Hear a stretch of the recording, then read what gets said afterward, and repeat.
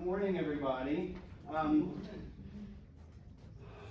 delighted that you're here. We're going to get a few more chairs for any who are still coming in. I want to begin by praying.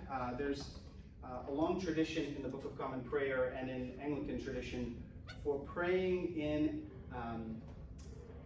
alignment with moral or ethical formation. So you may not recognize it always, but the collects, the formal prayers in the prayer book are often very much focused on issues of alignment with between behavior, the way we live, and belief, and goodness, which is essentially the place where ethics lives. I'm going to introduce Courtney in just a minute, but this is one of my favorite collects in the prayer book, and if you could, pray it with me. O Lord, mercifully receive the prayers of your people who call upon you, and grant that they may know and understand what things they ought to do, and also have grace and power faithfully to accomplish them. Through Jesus Christ our Lord. All right, so we are so blessed to have Dr. Courtney O'Dell-Chaib as our instructor and our mentor here for the next 7 weeks. Dr. O.C., in case you struggle to remember O'Dell-Chaib, Dr. O.C., as she is known at Parish, where she teaches religion and ethics, including having taught a 6th grade ethics course, 6th grade ethics course, which was Izzy's favorite class in 6th grade. Dr. O.C. teaches religion and ethics there. She has a considerable scholastic academic background that prepared her to teach any environment, any age, from middle school all the way to the oldest and most senior among us. So she has her doctorate in religion from Syracuse, an MA in Women's Studies from Texas Women's University, and a Master of Theology, an M.T.S. in Theological Studies from Brite, which is over at TCU. She is the author of an array of different things aligned with her focuses, Desiring Devastated Landscapes, Love After Ecological Collapse, The Shape of This Wonder, Consecrated Science and New Cosmology Effects, among others. And so we have been blessed to have Dr. O.C. for, what year is this at Parish? Your 5th year, that's what I thought. The thing about that 6th grade class that planted the seed for me that we needed to have her come and do this is that she was inviting them to explore contemporary issues, not talk about ethics in the abstract, not just ponder, because anyone who has ever tried to read philosophical ethics or moral theology knows that it gets very dense, very fast, and sometimes impenetrably so. But what Dr. O.C. does so well is brings contemporary debates or complicated issues or ideas, and then facilitates conversation about them. And many of them are very practical and very contemporary, and you don't even realize that you're actually talking about some of the great philosophical or ethical questions of human history in the midst of it. And I think we're actually going to start with some of them today. So you're in for a treat. We're delighted to have you. Courtney O'Dell-Chaib. Thank you. You made me feel extra fancy, so. Courtney's fine. They named me OC my first year, and I thought it was adorable, so we've kept it since then. I think it's super excited. I don't know why. Maybe my T friend. Maybe it's just like short names. They're into it. Yes, I am so excited to see big people because it's been a while. I used to teach undergrad, but now I'm mostly with the small people. And yes, I teach 6th grade, 7th grade, and 8th grade, so I get to see your lovely children grow up and be big and smart and go off to upper school and then not want to talk to me anymore. I'm so happy to see you. I think what I really want to express first is that we're gonna really shape this around your interests. I'm gonna provide you with stuff that you can do in between, little short readings or something, little things you can listen to or videos you can watch. But you're not required to do that. You're not gonna not be able to understand if you don't, but if you have the time and want to explore more, I'll talk about that when we get towards the end. Okay, I'm gonna tell you a little bit about myself, and then talk a little bit about what ethics is or isn't, maybe. And then hopefully we'll have some time to hear from you. I'm gonna go over what we'll talk about and we'll see. I have an interesting relationship to time, so I'll keep watching. I tend to just keep talking. Okay, so how did I get into ethics?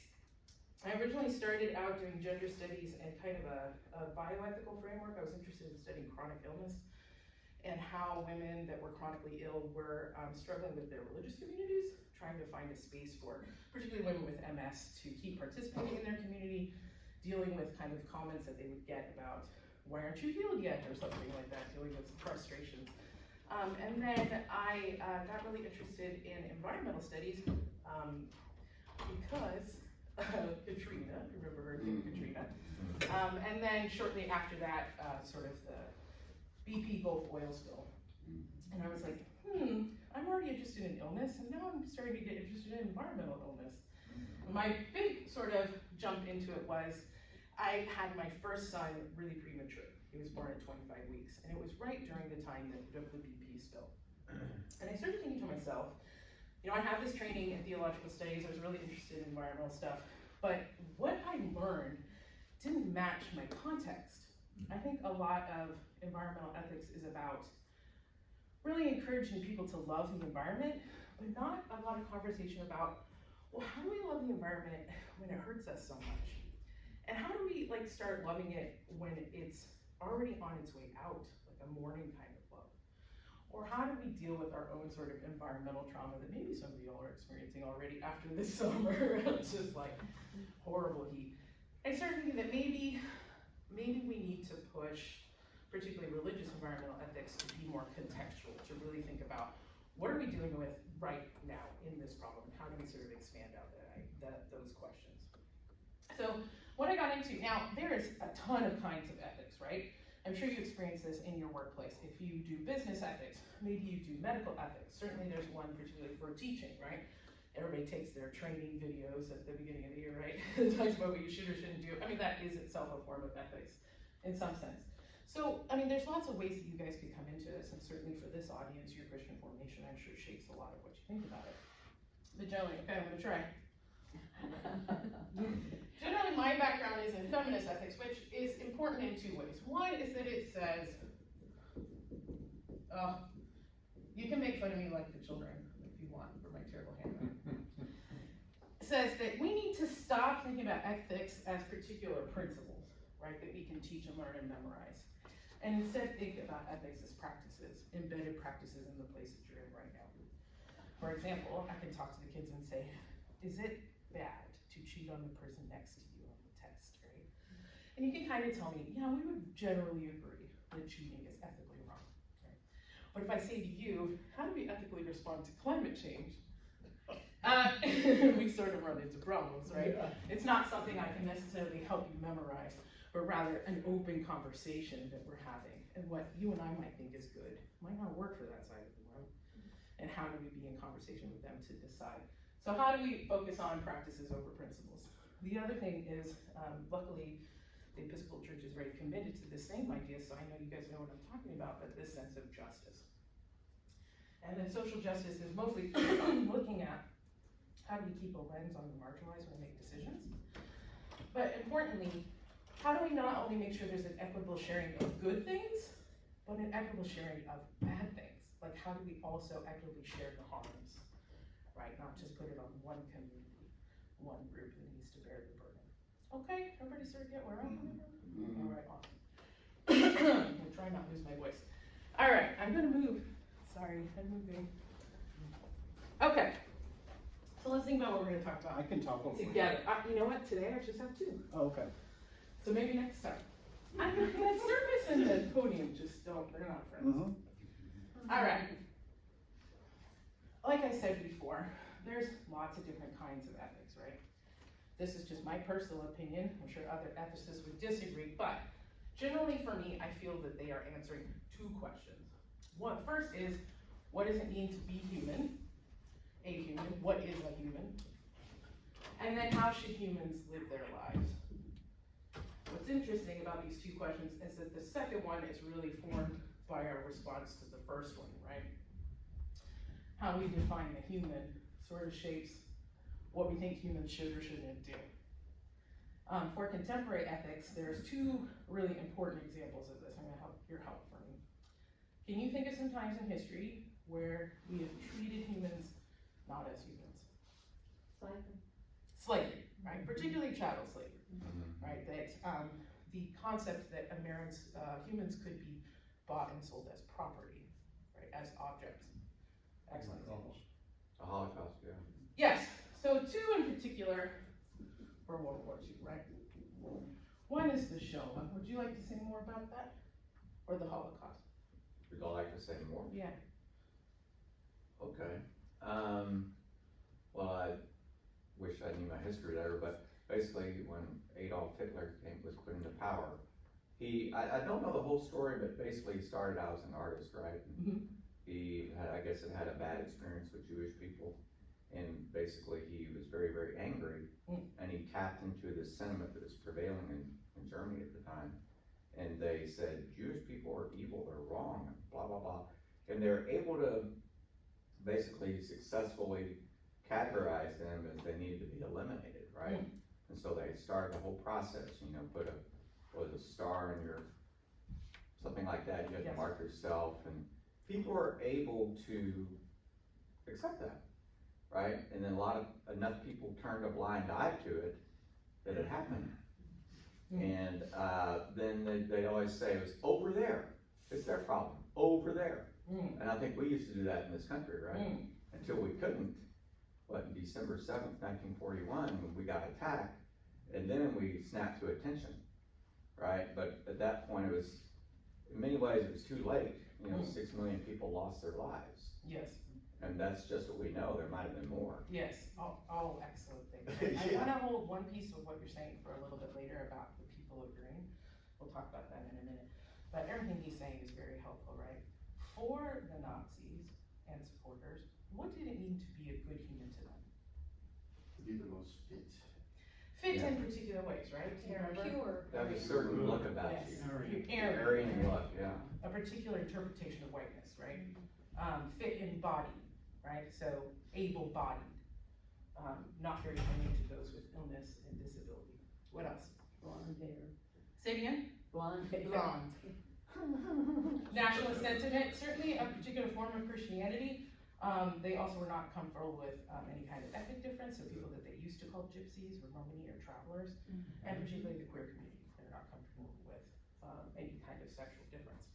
So for them, they made sort of categories of what it meant to be human, right? This is human at the top, and then there's sort of this there's horrible pictures online, but sort of this ladder down of what they thought they were sort of these levels of humanity.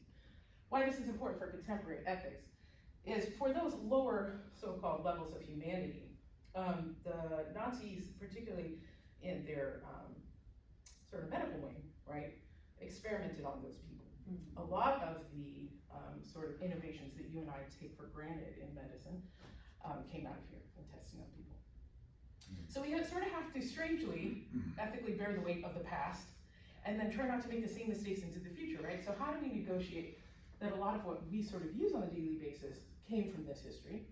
And then how do we sort of, particularly if you're thinking in the realm of bioethics, into the future, not make those same mistakes? Okay, what's the other thing that certainly happened during World War II to change our conception of human? The atomic bomb. Yes. Oh, yeah. Good. Atomic power. Anybody go see Oppenheimer? Yeah. You can't show that to the children.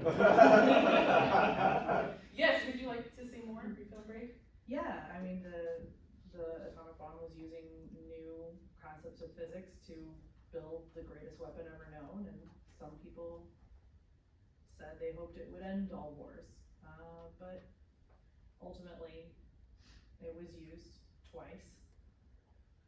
I still can't figure out why twice, but whatever. Really hammer it home. Yeah. To end the war, and to save American lives. Yeah, I think one of the reasons why, I mean, clearly why we have the UN and we have our sort of first document where it came together and agreed, what is a human? What are humans afforded just by being born? A Declaration of Rights, right? What do you get? Because we clearly did not agree, but, you know, I'm not exempt in the United States in this, and certainly those eugenic ideas you're talking about came from the US. We'll talk about that later. But in an instant, we were able to really change the game. What does it mean to be human when I can make a choice and destroy a large chunk of the planet and its inhabitants, right? Is that really the sort of question that is behind a lot of these questions is when we move from the realm of the humans into the gods, are we making choices that are not supposed to be for us? Have we gone beyond what humans even have the capability to understand, right? What does it mean to be a good human when I have that power is sort of disturbing, right? These two things, plus of course the history of chattel slavery in the United States, really shapes what contemporary ethics is for us in a lot of ways, right? When we make decisions, we have those sorts of, some people call them ghosts, but it's like more of alive than a ghost with the ghosts in the room, in our minds, in the background, to be like, oh hey, by the way, you did this before, maybe you should slow down and think about it. Will you backslide for me? Thank you. Okay, the people.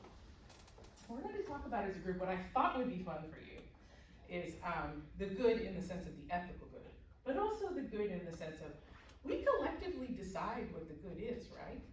And some of what we think of as the good life, I just bought a house, I've been thinking about this a lot. The good life is really an ethical question itself, something that we write together. And have we decided that we really think it's good? And if we wanted to pick something else, what would happen? Right? I thought that'd be a nice thing for us to have, but we'll think together. So, I would love to hear from you. What do you think the good is? If you described an ethical person, what would that person be? Someone who lives with integrity. Integrity.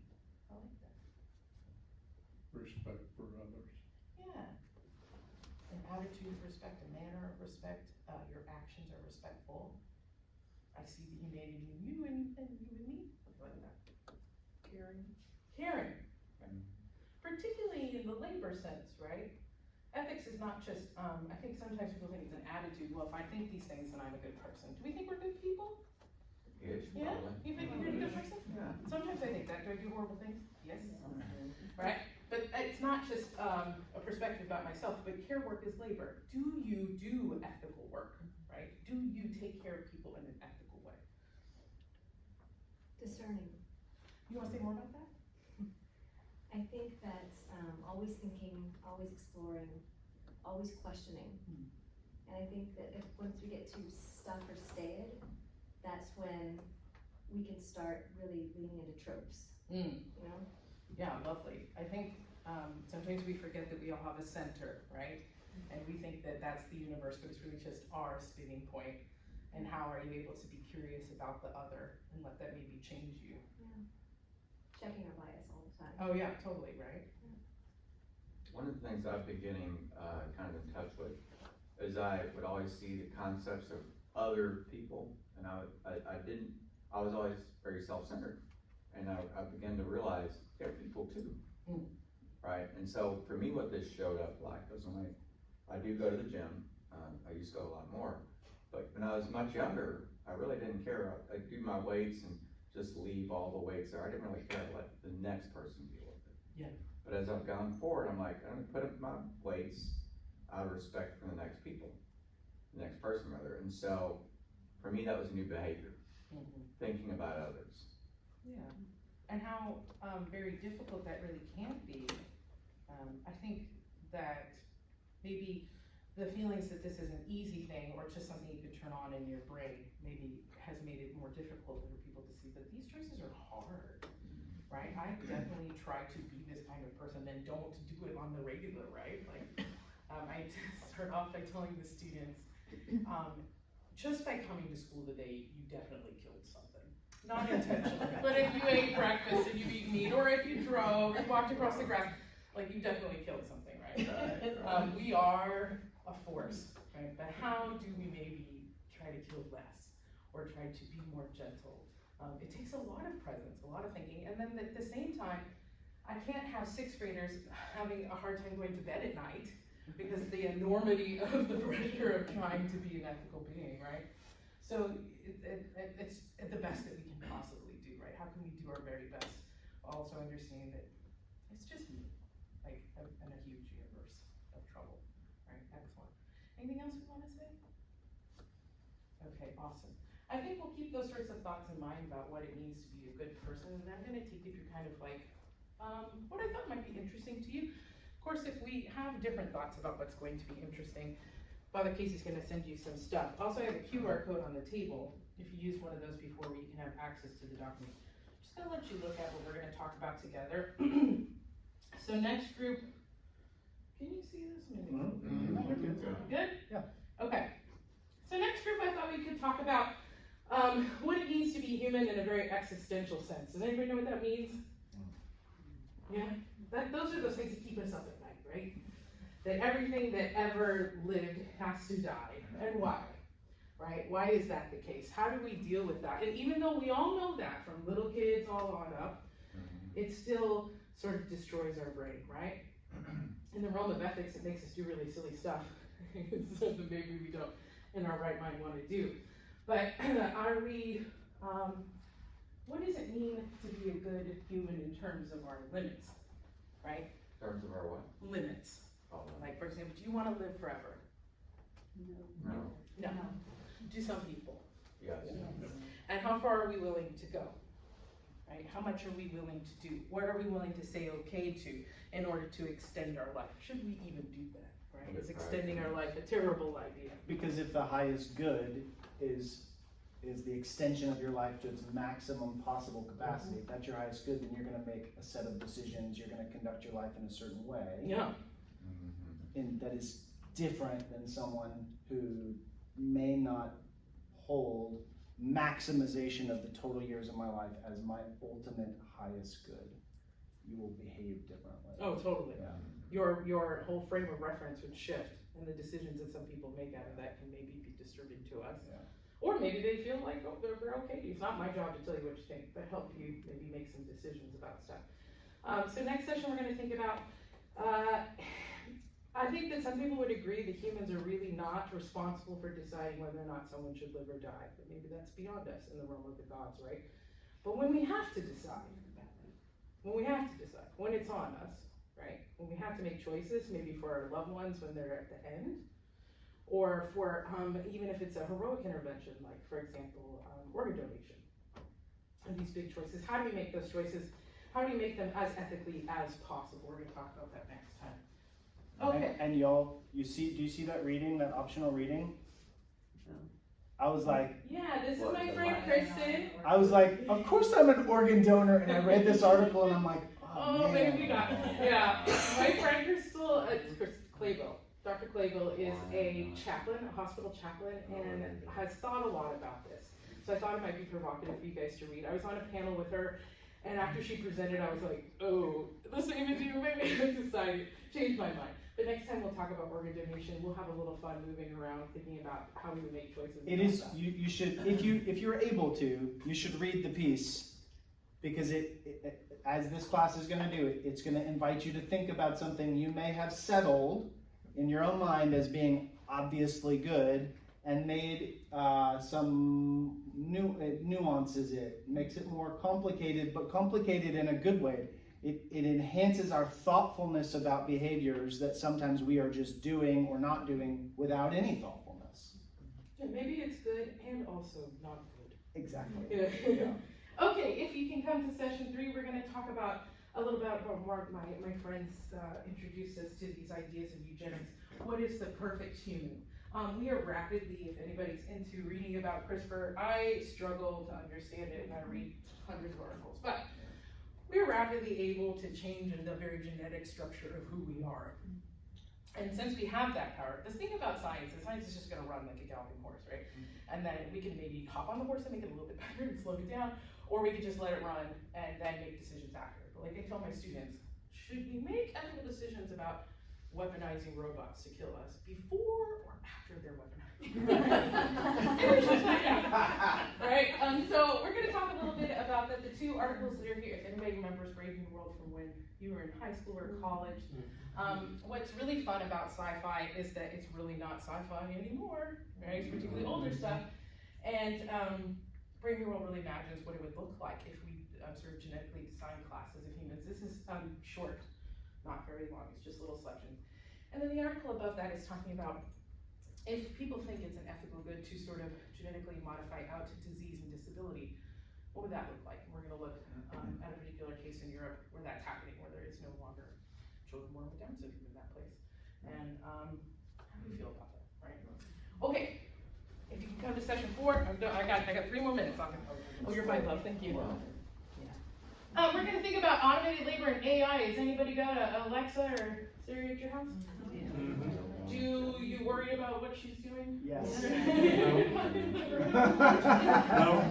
like, she's fine, it's really fine. She's a good friend. Right? She's a good friend. You know, whole conversation. You know what, you should definitely watch that Humans episode. That's about being friends with AI. Maybe real close friends. Right? AI is another galloping horse, right? How do we keep up? I think for a lot of us, it's already reshaping our work life, taking over our jobs. For example, I can't assign essays to the upper school kids anymore because it's not them writing it, it's a robot. Yeah, trying to slow down a little bit and think about what are we particularly comfortable with AI doing and not doing. The promise is that it'll help us with drudgery and labor, but it never stayed there, right? Now it's sort of in all of our lives in different ways. Would you be comfortable praying to a robot priest? No. Robot therapist? No. No? You're like, no, I'll be so. I think you might be talking to Siri a little bit. All right. So we're gonna think a little bit about that, and then we might push it a little bit farther and ask, has AI really redefined what we think of as human then? There is a priest that was working for Google who recently left his job because he said that he felt that the AI had reached sentience and he wasn't comfortable doing it anymore. Like, this thing is more than just what I thought it was before. If that's true, should robots have rights? How should they be treated? Should we ask them to do tasks for us that ethically we would not do ourselves? Okay, wrap real quick. Session 5, good war. I think it's hard for us to think of as war being ethical, but there's been thousands and thousands of pages written about how to justify war as an ethical good, when it is, when it is not. I'm just going to extend our discussion of AI into war, thinking about, well, now we don't really fight war with bodies anymore so much, as opposed to robots. And how does that work? Yes, drones. Exactly. Exactly. And there's a video there if you'd like to watch it. It's a little bit long, so we can't watch it together, but if you'd like to. Okay, session 6, I thought we could brainstorm about this promise of happiness, the good life. Has the promise of happiness, or what we think of as American good life, maybe led us down a path that we're not exactly comfortable with? And if we pump the brakes, maybe what would the good life look like to us? You've heard Keeping Up with the Joneses, right? Yeah, like it has this sort of conception about what goodness, comfort, happiness is, maybe led us to a place where, like our last session, the future is a little bit scarier.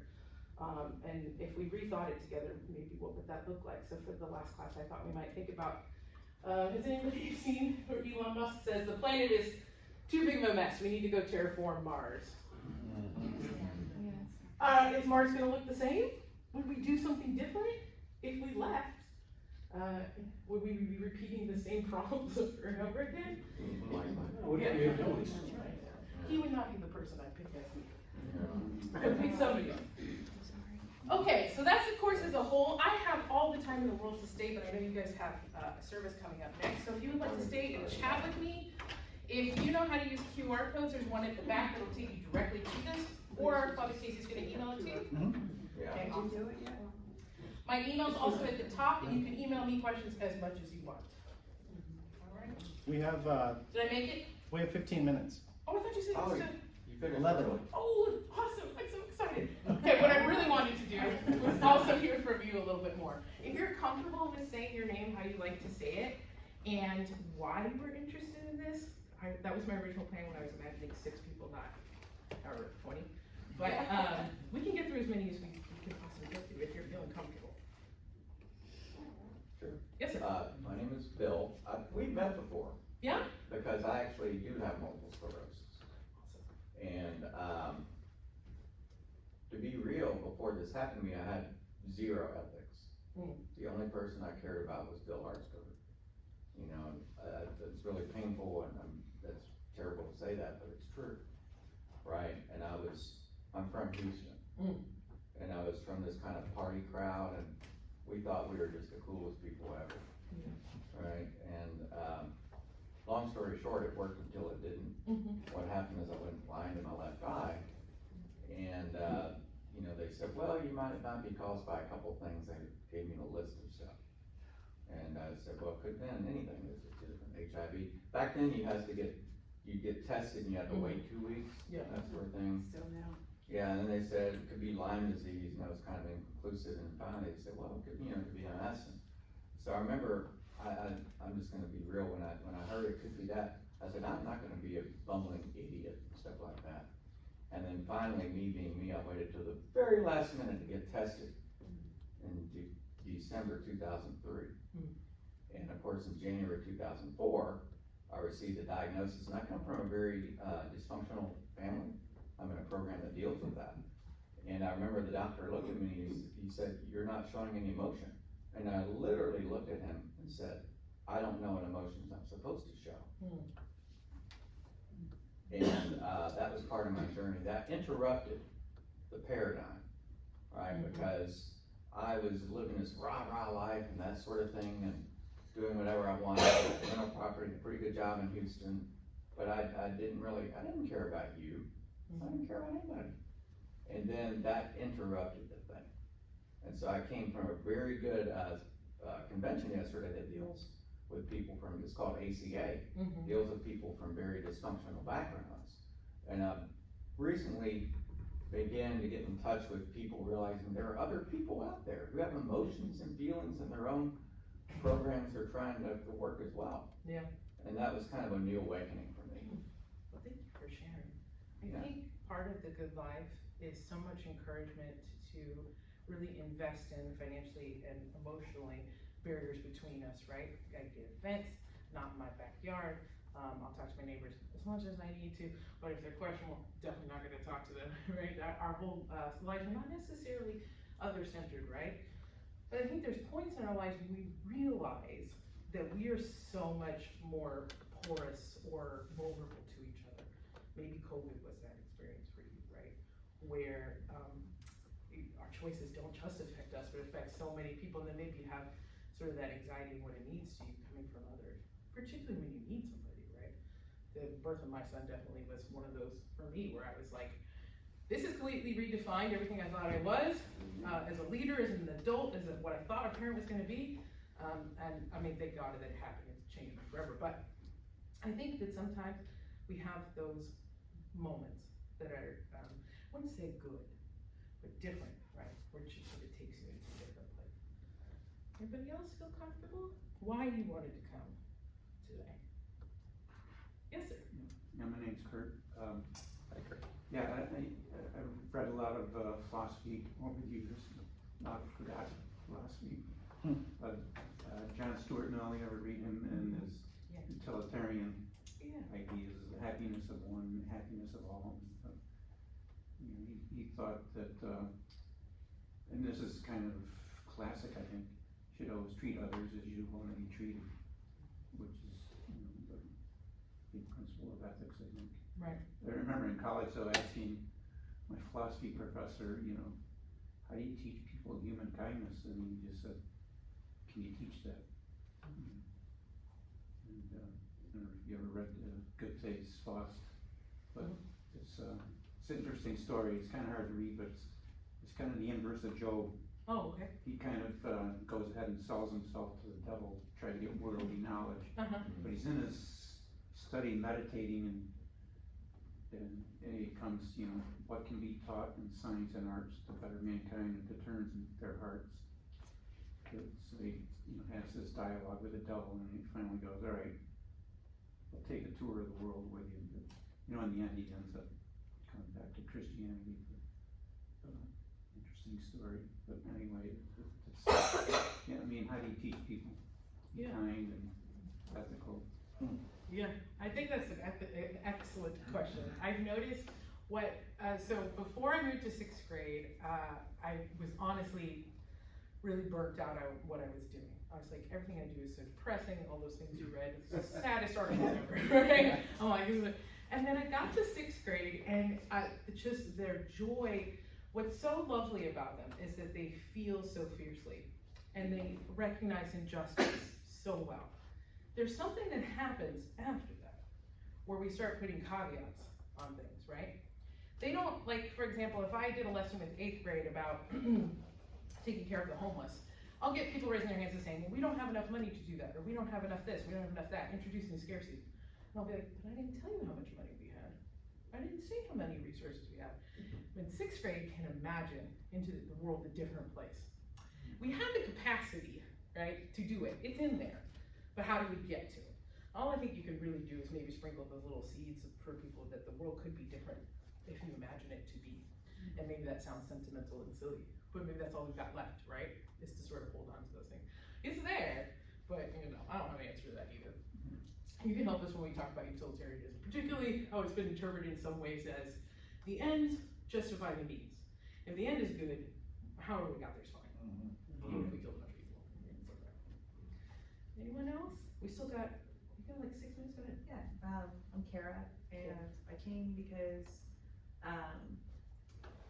the last 6 years have been a lot of hard decisions. My husband was diagnosed with bipolar disorder, and it's become more of a disability situation for him. And my son was born at 26 weeks. Hey! Yeah. Thank you, sisters. Yeah. What's that? Very helpful fist bump. Oh, Okay. yeah. And, you know, within the first 5 minutes of his life, it's like, well, how disabled will he be, you know? And are we comfortable, like, the ideas of termination, like, you know, do we let our son live? Do we let him live a painful life? Is that selfish, you know? And those things have really stuck with us. So, but they've also really brought us together and made us really strong in what our values are as a family. So a lot of these things, like, yeah, they're actually pretty familiar, but like only in the past 6 years. And my husband recently converted to Judaism, and it's one of the things that we still, you know, now that we're not really divided on these things still. Like, these are still things that we have in common and that we talk about a lot. So I'm excited. Yeah, and what's still, I'm not really the kind of teacher that teaches all religions are the same. I think difference is sometimes really important to focus on. But we do all seem to hold that sanctity of life, right? Yes. That there is something special about humans and should be treated as such, and that we have to make decisions around it. It gets a little weedier after that, right? More complex. Yeah, I'm hearing illness and disability as a theme, so we can definitely talk about that a little bit more. Anybody have a child with autism? Yeah. We need to be friends.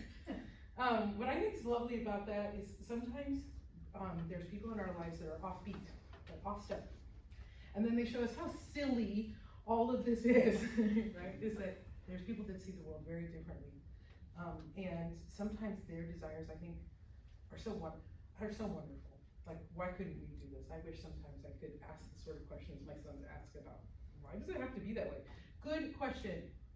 Why does it have to be that way? Anybody else? Yes, ma'am.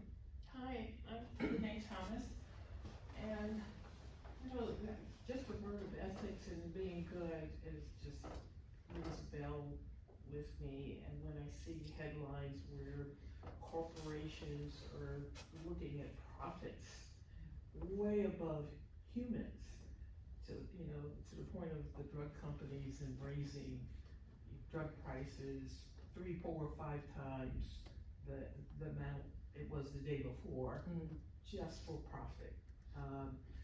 It just shows how we allow corporations to be the leader. And you know, this was a country that was by the people, for the people, and is now of the corporation, by the corporation, for the corporation. Yes.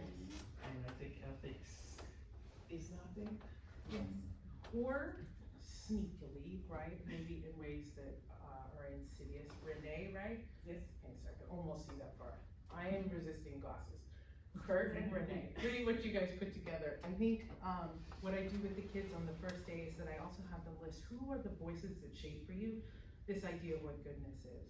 And inevitably, we will always get to influencers, right? And influencers are just sort of a prettier, more benign face on corporations, right? They're all sponsored by particular people, and they shape what the little kids think of. This is what a good person looks like, or what a good person does. It even shapes what they think of as justice projects. We should care about these things, right? And maybe not these things. And it's really hard to sort of, for us to wrestle. No, I want goodness to be defined differently for me, and how do I find those voices, and how do I decide? I listened to a really interesting podcast the other day that talked about hospital organizations financially figuring out how much money they would make for apologizing for harming patients or not apologizing. That they make maybe more money by apologizing, even though they don't really care, right? It's sort of like, how do we pull out when we know that we're being shaped in particular ways, make decisions for ourselves that maybe go in a different direction? How do you resist that? It's so hard. It's so hard. I can't just snap my fingers and decide. Are we there? Yeah, we're Okay. there. I have like two little thoughts to Yes. add if I can. Three. First is, if you didn't sign in, please do in the little purple on thing so we can keep track of who's here and disseminate this information to you. If you're not in Realm, if you've never really come here and given us an email address, write it down, because I don't have it. I can't send you anything if I don't have it. The second thing is, today's Romans lesson echoes the sort of foundational cross-religious grounding moral principle of love your neighbor as yourself, the golden rule. Romans echoed that today. If you were at the 9 o'clock, if you're at the 11:15, I'm just giving you a preface. Ethics, primarily Christian ethics, is, okay, if the call or duty of upon us is to love our neighbor as ourselves, then ethics is the work of trying to figure out, well, what does love require? That is ethics. What does love require? And Jesus gives us parables and some plain teaching, but a lot of parables. So he does not exactly pinpoint in every situation what love requires. He gives us a kind of a paradigm to see the world. And one of my favorite contemporary ethicists or theologians is a guy named Stanley Hauerwas, and that name may ring a bell to some of you. If not, it's okay. He taught at Duke for years and years, at Notre Dame, and then at Duke for years and years and years. And he's one of the most influential and significant contemporary ethicists writing in the tradition of the greats across the centuries. And in one of his pieces, he writes this: we cannot assume that ethical reflection will free us from the ambiguity of living among the fragments. In fact, honest and careful ethical reflection will most likely expose more subtle difficulties for the moral actor in a fragmented world. The task of Christian ethics is not to relieve us of the ambiguity, but to help us understand rightly what it means to live in the world that we do. That is, to live truthfully in a world without certainty. I think this is important for us as we wrestle with some profound, interesting, complicated, important topics that we may not rest at the end of the conversation on some sort of definitive statement of truth of what the right thing to do is, but neither does that free us from the responsibility of engaging with it deeply and wrestling with what is truth and wrestling with what is right. It actually invites us more deeply into that. And that's what I think Dr. O.C. is so skilled at, is inviting us into that deep place of complexity, but that is where I think the moral life is to be found. So come back next week, because we're going to keep going, okay? Go in peace to love and serve the Lord. Thanks. Thank you. Thank you.